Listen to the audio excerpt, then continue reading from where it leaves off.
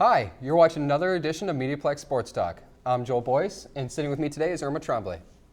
It was a busy week in the NHL with the trade deadline passing.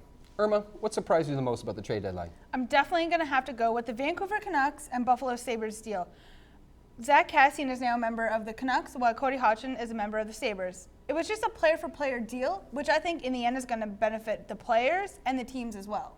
It was nice seeing a prospect get traded for a prospect rather than a big name being traded for some draft picks.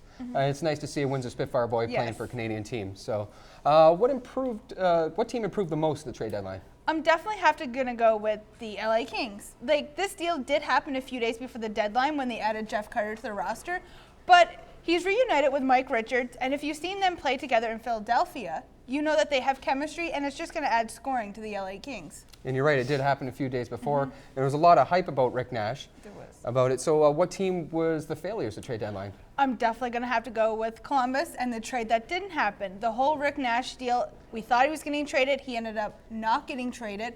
And the way that the GM handled it at the press conference, outing Nash and saying that he wanted out of Columbus, you just don't do that to your franchise player for what he's done on and off the ice. Well, Columbus was very busy during trade deadline. Now, a team that was not busy was the Toronto Maple Leafs. There was a lot of talk about them making trades, and Brian Burke came out and said, no, I'm sticking with the team I have.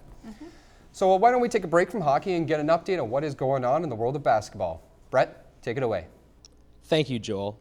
In the NBA, the Toronto Raptors defeated the New Orleans Hornets on Leap Day 95-84. With the win, the team matched their total road wins from last year with 6.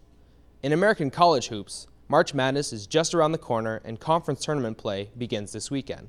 Local schools, University of Michigan and Michigan State University, are ranked in the top 20 in the NCAA and will look to win the Big Ten title on their road to the Final Four and national championship.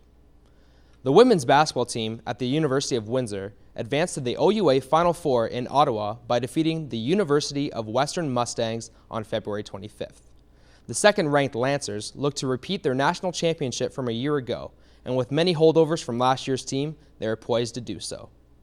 In local basketball, Catholic Central High School will host some of the best high school players in the province when they host the OFSA AAA Basketball Championships on March 5th. Well, that's it on the hard court. Let's head over to Joel for more NHL talk. Thank you, Brett. I'm Joseph Elliott, and sitting here with me today is Kenton Wolf. The movie Goon hit theaters this past week. Kenton, when you watch a movie about a hockey player who's just there to fight, do you think the hockey world misses enforcers? Well, I think the movie does is greatly exaggerate the player's skill. I think a lot of these guys who are in the NHL who are in an enforcer role are guys who are actually very skilled. A guy like Wade Belak was drafted 8th overall and had over 100 points in junior. Well, I'm going to have to agree with you. I think goons and enforcers are there to defend the team and protect their players, and I think they're a big part of the game. The Toronto Maple Leafs are on a horrible losing skid, putting up a record of 1-9-1 in their last 11 games. The fans are chanting to fire Wilson, and there have also been talks of changing goalies. Kenton, in your opinion, what's wrong with the team? I don't think it's so much as a personnel problem as it is with the pressure that the team is under. I think this is a young team, and I think they just need to turn things around, and they will make a playoff push. Well, I think the team needs to replace Wilson. I think they should fire him because they need a coach who can take them to the playoffs and a coach who can have better communication with the players.